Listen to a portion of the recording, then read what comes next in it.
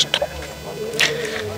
இதுக்கு மேலே ஒரு மனிதாபிமானம் உள்ள ஒரு மனுஷனை பார்க்கறது கஷ்டம். ஏதோ ஒரு பிறவியில் பிறந்துட்டோம் நம்ம வந்து இதெல்லாம் பண்ணலன்னு என்ன பஸ் நம்மளால் முடிஞ்சது பண்ணுறோம்ல பஸ் அதுதானே பஸ் அப்படிங்கிறது. நம்மகிட்ட இருக்குதோ இல்லையோ அடுத்தவங்ககிட்டனாச்சும் வாங்கினாச்சும் வந்து பண்ணுறோம்ல.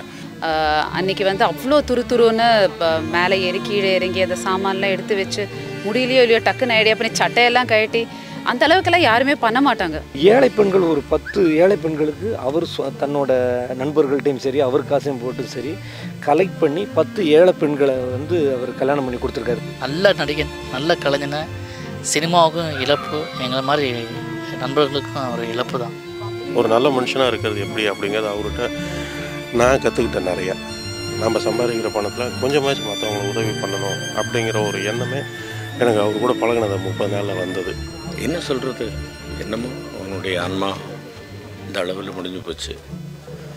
பகவான் செயல், அவனுடைய ஆன்மா இறைவன் நிழலில் இளைப்பாறட்டும் அப்படின்னு நம்ம எல்லோரும் சேர்ந்து வேண்ட வேண்டியதுதான். வேறு ஒன்றும் வழி இல்லை. ஒரு படம் ஒன்று கம்ப்ளீட் ஆகுது, எல்லாம் நம்ம ஆளுங்கள் உள்ள சோபாவில் இருக்கிற அத்தனை ஆர்டிஸ்ட்டை வச்சு ஒரு நல்ல ஒரு படம் பண்ணலாம்டா அப்படின்னு சொல்லிட்டு ஒரு வார்த்தை சொல்லிட்டு போனோம். திடீர்னு இப்படி ஒரு நிகழ்வு வந்து எனக்கு சினிமாவுக்கு பெரிய இழப்பாக இருக்குது. நிறைய பேரை சிரிக்க வச்ச ஒரு மனுஷன். அவருக்கு இப்படி ஆகும்னு நான் சீரியஸாக எதிர்பார்க்கல. ஏன்னா ரீசெண்ட் டைம்ஸில் கூட அவர் எந்தளவுக்கு ஆக்டிவாக இருந்தாருன்றதை நான் கண் கூட பார்த்தேன். என் ஷூட்லலாம் வந்து அவ்வளோ ஆக்டிவாக எனர்ஜியாக பண்ணிருப்பாங்க. மற்றவங்களுக்கு ஏதாவது ஒரு பிரச்சனைனா முதல்ல போய் நிற்கக்கூடிய ஆள். நீங்கள் இந்த ஏரியாவை பாருங்கள், ஃபுல்லாக ஒரு ஏரி, இப்போ ஒரு சின்ன மழை பெய்ய கூட தண்ணி, ஒரே ஒரு போட்டு கூட வாங்கி வச்சுருக்காரு. மிகப்பெரிய ஒரு அதிர்ச்சி கொடுத்துருக்கு. ஆக்சுவலாக நாங்கள் டிஸ்கஷனுக்காக டீமோட டிடி ரிட்டர்ன்ஸ் டிஸ்கஷனுக்காக வெளியே போயிருந்தோம். கேள்விப்பட்டோம், ரொம்ப மனசு கஷ்டமாயிடுச்சு. ரொம்ப பாதிப்பு ஏற்படுத்தியிருக்கு. எங்களுக்கு ரொம்ப கஷ்டமாக இருக்குது. அவங்க குடும்பத்துக்கு என்னுடைய ஆழ்ந்த இரங்கலை தெரிவிச்சுக்கிறேன்.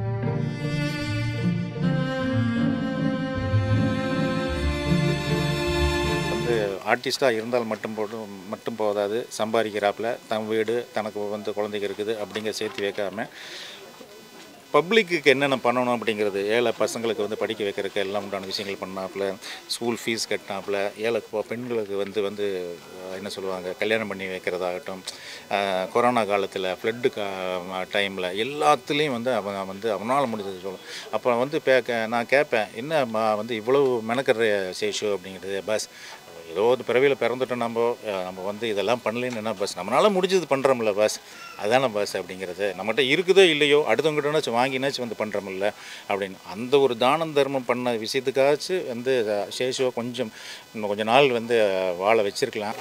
ஃப்ரெண்ட்ஸுங்களுக்கு முன்னால் மற்ற மனுஷங்களுக்கு முன்னால் எல்லாமே அவனுக்கு செகண்டு தான். அவன் நேசிக்கிற மனுஷங்களுக்காக என்ன வேணா செய்வான். அதான் சேஷு. அப்புறம் ஒரு கேள்வி கேட்பாங்க, அவன் இல்லாத எப்படி ஃபீல் பண்ணுறீங்கன்னு. என்ன ஃபீல் பண்ணுவேன், இதுக்கு மேலே ஒருத்தனை எங்கே பார்க்க முடியும். கஷ்டம். இதுக்கு மேலே ஒரு மனிதாபிமானம் உள்ள ஒரு மனுஷனை பார்க்கறது கஷ்டம்.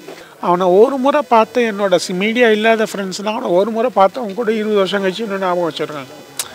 அதாவது அவனை சினிமாவில் நடிக்கிறதுனால இல்லை, அது அவன் அந்த நேரத்தில் அவங்கக்கிட்ட நடந்துக்கிட்ட விதம். இப்போது சமீபத்தில் நீங்கள் எல்லாருமே பார்த்துருப்பீங்க அந்த கேம் ஷோ விஜய் டிவியில் நாங்கள் லாஸ்ட்டாக பண்ண கேம் ஷோ. அன்றைக்கி வந்து அவ்வளோ துருன்னு மேலே ஏறி கீழே இறங்கி அந்த சாமான்லாம் எடுத்து வச்சு முடியலையோ இல்லையோ டக்குன்னு ஐடியா பண்ணி சட்டையெல்லாம் கழட்டி அந்த அளவுக்கெல்லாம் யாருமே பண்ண மாட்டாங்க. யூஸ்வலாக ஒரு ஆர்டிஸ்ட்னால் ஒரு மாதிரி கசங்கிறது ஒரு மாதிரி ஷர்ட் வந்து கூட நீட்டாக இருக்கணும் அப்படின்ற மாதிரி இருக்கும். அவரை வந்து அதெல்லாம் பார்க்கல, ஷர்ட்லாம் கழட்டி எல்லாத்தையும் காமெடி நல்லா ஒர்க் ஆகணும், நம்ம வர ஒரு அரை மணி நேரம் எபிசோடோ 1 மணி நேரம் எபிசோடோ எல்லாரையும் என்டர்டெயின் பண்ணணும், எல்லாரையும் ஜாலியாக வச்சுக்கணும் அப்படின்ற ஒரு எண்ணம் வந்து அவருக்கு என்றைக்குமே இருந்திருக்கு. லொல்லு சபாவில் அவர் முதல் எபிசோடு பண்ணும்போதும் சரி, அப்புறம் ஒரு 10 வருஷத்துக்கு போன வாரம் நிகழ்ச்சி பண்ணும்போதும் சரி, அதாவது லொல்லு சபா செலிப்ரேஷன் 20வது வருஷம் செலிப்ரேஷன் பண்ணும்போதும் சரி, அவரோட அன்பும் அவரோட பாசம் அவரை மாதிரி யாரும் வர முடியாது. அவர் கூட நிறைய படங்கள், ஊட்டியில் கூட ஒரு படம் அவுட்டோர் பண்ணேன். அப்புறம் நிறைய லொல்லு சபா சரி, ஈவெண்ட்டு சரி, ப்ரோக்ராம் சரி, அவர் கூட சேர்ந்து ட்ராவல் பண்ணியிருக்கிறேன். அது மட்டும் இல்லாமல் அவருக்கு 3 ஆம்பளை பசங்க. ஆனால் அவர் வந்து அந்த பசங்களை கல்யாணம் பண்ணி பார்க்குற அளவுக்கு அவர் இருந்தாரோ இல்லையோ, ஆனால் ஏழை பெண்கள் ஒரு 10 ஏழை பெண்களுக்கு அவர் தன்னோட நண்பர்கள்ட்டையும் சரி, அவர் காசையும் போட்டும் சரி கலெக்ட் பண்ணி 10 ஏழை பெண்களை வந்து அவர் கல்யாணம் பண்ணி கொடுத்துருக்காரு. அதாவது கட்லு, பீரோ, மெத்தை, தாலி, செயின், தாலி, அந்த இதெல்லாம் கொடுத்து அவர் கல்யாணம் பண்ணி வச்சுருப்பார். இது வந்து நீங்கள் தமிழ் இண்டஸ்ட்ரியில் ஒரு சாதாரண நடிகன் இப்படி பண்ணது இதுக்கு முன்னாடி யாருமே கிடையாது. யாருக்கு எப்படி ஆறுதல் சொல்கிறனே தெரியாத ஒரு கஷ்டமான ஒரு சூழ்நிலை. சேஷ் மாமாவுடைய இந்த திடீர் மறைவு, அவர் ஹாஸ்பிட்டலில் அட்மிட் ஆகும்போது எல்லாருமே கொஞ்சம் நம்பிக்கையாக இருந்தோம், எப்படியாவது வந்துடுவார். ஏன்னா அவ்வளோ பேருக்கு உதவி செஞ்ச மனுஷன் எவ்வளோ பேர் வாழ்த்தியிருப்பாங்க, நல்லா இருக்கணும் அப்படின்னு. அந்த வார்த்தைக்காவது அவர் பண்ண உதவிகளுக்காவது ஒரு நடிகர் அப்படிங்கிறத தாண்டி ஒரு மனசாட்சியில் ஒரு நல்ல மனிதர். அவர் 25 வருஷம் பழக்கம், மச்சான்னு கூப்பிட்ற அந்த உறவு எங்களுக்குள்ள. ஒரு நல்ல நடிகன், நல்ல கலைஞனை, சினிமாவுக்கும் இழப்பு, எங்களை மாதிரி நண்பர்களுக்கும் ஒரு இழப்பு தான், ஈடு செய்ய முடியாத இழப்பு. எங்களுக்கே அப்படின்னா சொன்னால் அவங்க குடும்பத்தை நினச்சி பார்க்கும்போது ரொம்ப கஷ்டமாக இருக்குது. 3 பசங்க, அவர் 3 பசங்களை அவர் நல்லா படிக்க வச்சாரா இல்லையான்னு கூட எனக்கு தெரியாது. ஆனால் அவ்வளோ பேருக்கு வந்து ஏழை குழந்தைகளுக்கு வந்து படிப்புக்காக உதவி பண்ணியிருக்காரு. ஏழை பெண்களுக்கு வந்து தாலி வாங்கி கொடுக்குறது, கல்யாணத்தை நடத்தி வைக்கிறது. நாங்களே கேட்போம், இன்னும் இதே வேலையாக இருந்தால் அப்புறம் ஃபேமிலியை தான் யார் பார்க்குறது அப்படின்னு சொல்லிட்டு. அதான் ஊரான் பிள்ளை கூட தன் பிள்ளை தானே வளருமாமே அப்படின்னு உள்ள. அவர் சினிமாவிலையும் நிறைய பேருக்கு ஹெல்ப் பண்ணார். அந்த மூத்த நடிகர்களெல்லாம் போய் பார்த்து இப்போ முடியாமல் இருக்கவங்களுக்கெல்லாம் மாதம் அரிசி பருப்புலாம் வாங்கி கொடுத்துலாம் ஹெல்ப் பண்ணிகிட்டு இருந்தார். ஒரு மனிதன், ஒரு கலைஞன் போராடி ஒரு கட்டத்துக்கு வருவாங்க, அப்போது அவனுக்கு நேரம் வேலை செய்யும். அப்படி தான் அந்த வடக்கு பட்டரசாமி ஆகட்டும், அவர் பண்ண படங்கள் A1 இதிலெல்லாம் வந்து சந்தானம் நல்ல வாய்ப்பை அவர் கொடுத்துருந்தாங்க. அதாவது அவருக்கு ஒரு இப்போ லைஃபே கொடுத்துருந்தார். ஆனால் இப்போ அவருக்கு அதெல்லாம் வந்து இருந்து நான் தான் சொன்னேன், மாமா இனிமேல் தான் வந்து உனக்கு லைஃப் ஓப்பன் ஆகிக்குது. சூப்பர் ஸ்டார்லேருந்து பெரிய பெரிய நடிகர்களுக்கெல்லாம் வந்து எம்ஜிஆர்லாம் வந்து 40-45 வயசுக்கு அப்புறம் தான் பெரியலானாங்க. அது மாதிரி உனக்கு இப்போ தான் லைஃப் கிடச்சிருக்குது. இனிமேல் சின்ன கேரட்லாம் பண்ணாத, பெரிய கேரட்லாம் பண்ணு. ஆமாம் மாமா, அது இப்போ தான் எல்லாம் ரெடி ஆகிட்டு இருக்குது. அப்படி இப்படிலாம் ரொம்ப நல்லா பேசினார். 10 நாள் ரொம்ப நம்பிக்கையாக இருந்தேன். என்னென்னா அவர் சரி 1 நாள் 2 நாள்லாம் நமக்கு உடனே ஏதோ ஒன்று 10 நாள் இருக்காருனாலும் சரி ஓகே, ஏதோ முன்னேற்றம் இருக்கும், அவருக்கு வந்து ஏதாவது நல்ல தகவல் வந்துடும்னு டெய்லி ஃபாலோ பண்ணிட்டு தான் இருந்தோம். திடீர்னு பார்த்தா இன்றைக்கி அது இயற்கைக்கு வந்து இயற்கை கருணையானதுன்னு தான் சொல்லுவான். ஆனால் அது சில கணக்கு வச்சுருக்குது, அதில் சில இடங்கள் இறக்கமே இல்லாமல் நடந்துக்கும். அந்த மாதிரி தான் அவர் இழப்பை நாங்கள் பார்க்குறோம். இன்றைக்கி நகைச்சுவை நடிகர் சேசு நம்ம கூட இல்லை அப்படிங்கிற செய்தி எல்லாருக்கும் தெரிஞ்சிருக்கும், எல்லா சேனல்லையும் வந்துகிட்ருக்கு.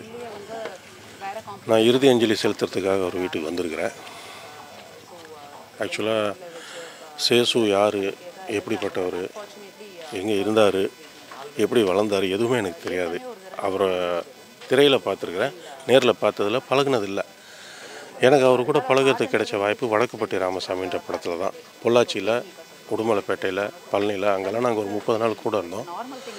அதில் நான் அவரை பற்றி தெரிஞ்சுக்கிட்ட விஷயங்கள் தான் எல்லாமே மிகப்பெரிய விஷயங்கள். ஒரு நல்ல மனுஷனாக இருக்கிறது எப்படி அப்படிங்கிறது அவர்கிட்ட நான் கற்றுக்கிட்டேன் நிறையா. நம்ம சம்பாதிக்கிற பணத்தில் கொஞ்சமாச்சும் மற்றவங்களுக்கு உதவி பண்ணணும் அப்படிங்கிற ஒரு எண்ணமே எனக்கு அவர் கூட பழகினது 30 நாளில் வந்தது. இப்போ நானும் அவர் வழியில் ஃபாலோ பண்ணிகிட்ருக்கிறேன். என்னால் முடிஞ்சது நிறைய பேருக்கு நான் பண்ணிகிட்ருக்கிறேன். அதுக்கு சேசுவனை தான் எனக்கு குருன்னு நான் சொல்லணும். சம்பாதிக்கிறது பெரிய விஷயம் இல்லை, மற்றவங்கள சிரிக்க வைக்கணும், மற்றவங்க கஷ்டத்தில் பங்கு எடுத்துக்கணும் அப்படின்னு எனக்கு சொல்லிக் கொடுத்த ஒரு மனிதர் அவர். நிறைய பேரை நான் பார்த்துருக்குறேன் ஏற்கனவே. பட் இந்த அளவுக்கு தான் கஷ்டப்பட்டுட்டு இருக்கும்போது கூட அடுத்தவனுக்கு உதவி பண்ணணும் அப்படின்னு நினைக்கிற ஒரு ஜீவனை நான் சேசுவை தான் பார்த்தேன். நான் சிரிக்க வச்சுக்கிட்டே இருப்பார், சிரிச்சுக்கிட்டும் இருப்பார். டென்ஷன்னா அவர்கிட்ட கிடையவே கிடையாது. அந்த மாதிரி ஒரு மனுஷனுக்கு இப்படி ஒரு முடிவு ஏற்றுக்க முடியல. ரொம்ப அஃபெக்ஷனாக நாங்கள் ஒருத்தர் பழகியிருக்கோம். நான் சேஷு, மாறன், இன்னும் பல பேர். ரொம்ப தங்கமான பிள்ளை, ரொம்ப நல்லா பேசுவான். ஜாலியாக வந்தோடனே அப்பா அண்ணா இருக்கியா அண்ணா அப்படின்னு ரொம்ப ஜாலியாக உட்காந்து பேசிகிட்டு இருப்போம். இப்போ ரீசெண்டாக கூட ஒரு ஷூட்டிங்கில் ஒன்றா உட்காந்து பேசிகிட்டு இருந்தோம். அப்போது இந்த மாதிரி சீக்கிரமாக வந்து எனக்கு 60 வயசு முடிகிறதுண்ணா அப்படின்னு சொல்லிக்கிட்டு இருந்தான்.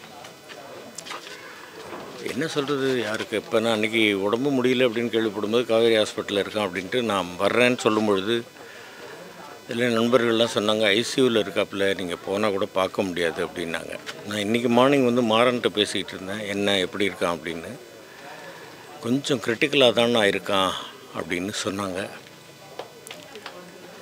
என்ன சொல்கிறது, என்னமோ அவனுடைய ஆன்மா இந்த அளவில் முடிஞ்சு போச்சு. பகவான் செயல், அவனுடைய ஆன்மா இறைவன் நிழலில் இளைப்பாறட்டும் அப்படின்னு நம்ம எல்லோரும் சேர்ந்து வேண்ட வேண்டியதுதான். வேறு ஒன்றும் வழி இல்லை. ரைட், போயிட்டு வா சேஷு அப்படின்னு தான் சொல்லணும். 76லேருந்தே என்கிட்ட ஸ்டூடெண்ட்ஸாக இருந்தவர். அவர் நல்ல ஒரு இவ்வளோ பெரிய திறமைசாலின்றதை நாங்கள் இப்போ தான் உணர்கிறோம். அவர் ஒரு பெரிய மாமனிதர். எங்களுக்கு வந்து நிறைய வீடியோக்கள் சிலம்பத்தை பற்றி வெளி உலகத்துக்கு கொண்டு வந்தார். ரொம்ப சிறப்பான மனிதர். இவ்வளோ செல்வாக்கு உள்ளவர் இன்னைக்கு காலமாயிட்டார். எங்களுடைய அமைப்பிலிருந்து ஒருவரை இழந்து விட்டோம் நாங்கள். அந்த அமைப்பின் ஒரு பெரிய மாமனிதராக இருந்து எங்களுக்கு அனைத்து பேரையும் இன்ட்ரடியூஸ் பண்ணி வருடம் ஒரு ஸ்போர்ட்ஸை நடத்தி அவர்களுக்கு பிரைஸ் எல்லாம் வழங்குவார். கூட இருந்து ஒத்துழைப்பு பண்ணுவார். அப்படி கொண்ட ஒரு மாமனிதரை நாங்கள் இழந்து விட்டோம். ஒரு படம் ஒன்று கம்ப்ளீட் ஆகுது, எல்லாம் நம்ம ஆளுங்கள் உள்ள சபாவில் இருக்கிற அத்தனை ஆர்டிஸ்ட்டை வச்சு ஒரு நல்ல ஒரு படம் பண்ணலாம்டா அப்படின்னு சொல்லிட்டு ஒரு வார்த்தை சொல்லிட்டு படம். அதாவது மிகப்பெரிய ஒரு இழப்பு. நாங்கள்லாம் வந்து ஒரு நாளும் லுலு சபாவில் அது ஒரு ஃபேமிலி. அது அப்போ கிட்ட வந்து ஒரு விஷயம் பண்ணால் இன்றைக்கி பிறகு சொல்லிக்கிட்டே இருக்கலாம். ஆனால் இடையில வந்து ரொம்ப கஷ்டப்பட்டு ஒரு மனுஷன் வந்து பார்த்திங்கன்னா இவ்வளோ பெரிய கஷ்டப்பட்டு இந்த வயசில் வந்து ஒரு பேரும் புகழும் எல்லாத்துக்கும் தெரிஞ்சு இந்த சினிமாவில் வந்து எல்லாத்துக்கும் தெரிஞ்சுட்டு ஒரு நல்ல ஒரு இது வர்ற நேரம் இப்போ தான் வந்து ஒரு சம்பாதனைகள் பண்ணக்கூடிய நேரத்தில் இந்த மாதிரி ஆயிடுச்சுங்கும்போது ரொம்ப மனசுக்கே ரொம்ப சாப்பிடுங்க. சேஷண்ணாவோட இழப்பு வந்து மிகப்பெரிய ஒரு இழப்பு. இப்போ தான் வந்து அவருடைய வாழ்க்கை வந்து இத்தனை வருஷத்துக்கு அப்புறமா அவருடைய வாழ்க்கை வந்து ஸ்டார்ட் ஆகிற ஸ்டேஜில் திடீர்னு இப்படி ஒரு நிகழ்வு வந்து எங்கள் சினிமாவுக்கு பெரிய இழப்பாக இருக்குது. ஒவ்வொரு நகைச்சுவை நடிகர்களும் வரிசையாக இந்த மாதிரி இதாகிட்டு இருக்கிறது வந்து ரொம்ப மனசு கஷ்டமாக இருக்குது. சேஷுன்னு எனக்கு எப்படின்னா, நான் சின்ன வயசுலேருந்து நான் லேர்ன் பண்ணிக்கிட்ட விஷயம் எல்லாமே அவரை பார்த்து அவங்க டீமை பார்த்து அப்படி தான். ஸோ அப்படி சேஷுன்னா நான் நிறைய விஷயம் லேர்ன் பண்ணியிருக்கேன். இப்போ ரீசெண்டாக நான் சேஷுன்னு வச்சு சில விஷயங்கள் பண்ணும்போது நான் இப்போ தான் ஆரம்பிச்சிருக்கேன். அந்த விஷயத்துக்குலாம் அவர் வந்து எனக்கு சப்போர்ட்டாக நின்று, இவ்வளோ பெரிய ஆளுங்க வந்து எனக்கு சப்போர்ட்டாக நின்று நல்லா பண்ணுறடா தம்பி, இன்னும் நல்லா பண்ணு அப்படின்னு சொல்லிட்டு நான் ஒரு விஷயம் கேட்டால் அவர் 10 விஷயம் எனக்காக பண்ணி கொடுத்தாரு. ஸோ அவ்வளோ ஆக்டிவான மனுஷன். இந்த வயசுலேயும் அவ்வளோ ஆக்டிவாக ஒரு எனர்ஜியாக எல்லாரையும் சிரிக்க வைப்பார். நம்மளே சில நேரத்தில் ஒரு விஷயம் ஒர்க் அவுட் ஆகலைன்னா டவுன் ஆகும். ஆனால் அவருக்கு அந்த டவுன்னா என்னன்னு தெரியாது. எவ்வளோ விஷயம்னாலும் பெர்ஃபார்மன்ஸ் பண்ணிட்டே இருப்பார். அந்த மாதிரி நிறைய பேரை சிரிக்க வச்ச ஒரு மனுஷன். அவருக்கு இப்படி ஆகும்னு நான் சீரியஸாக எதிர்பார்க்கல. ஏன்னா ரீசெண்ட் டைம்ஸில் கூட அவர் எந்தளவுக்கு ஆக்டிவாக இருந்தாருன்றதை நான் கண்கூட பார்த்தேன். என் ஷூட்லலாம் வந்து அவ்வளோ ஆக்டிவாக எனர்ஜியாக பண்ணிருப்பாங்க. ஸோ அந்த மாதிரி எனக்கு ரொம்ப பிடிச்ச ஒரு சேஷுவனை. ஸோ அதுதான் எதிர்பார்க்க முடியாது. சேஷுவனை வந்து ஒரு 15 நாள் அவர் ஒரு உடல்நலம் பாதிக்கப்பட்டு ஒரு தீவிர மருத்துவ சிகிச்சையில் இருந்து அவருடைய உடம்பு அதுக்கு ரியாக்ட் பண்ணல. ஸோ அதனால் வந்து இன்றைக்கி நம்மளை விட்டு அவர் போயிட்டார். ஒரு 20 டேஸ்க்கு முன்னாடி தான் நாங்கள் வந்து ஒரு ரீயூனியன் ஃபங்க்ஷன் ஒன்று பண்ணோம். லுலு சபா 20வது ஆண்டு. அது அவர் தான் ஆர்கனைஸே பண்ணார். எல்லாத்தையும் வந்து வர வச்சு ஒரு பெரிய லஞ்செல்லாம் ஏற்பாடு பண்ணி எல்லாத்துக்கும் ஒரு அவார்ட் ஃபங்க்ஷன் மாதிரி ஒரு விஷயம்லாம் பண்ணி அதுக்காக ஒரு 6 மாதம் சிரமப்பட்டு எல்லாத்தையும் அசம்பிள் பண்ணி எல்லாரோட டேட்டையும் வாங்கி ஒரு சேனல் வச்சு ஒரு ஸ்டார் ஹோட்டலில் ஃபங்க்ஷன்லாம் வச்சு அதை சந்தோஷமாக பார்த்துக்கிட்டாரு.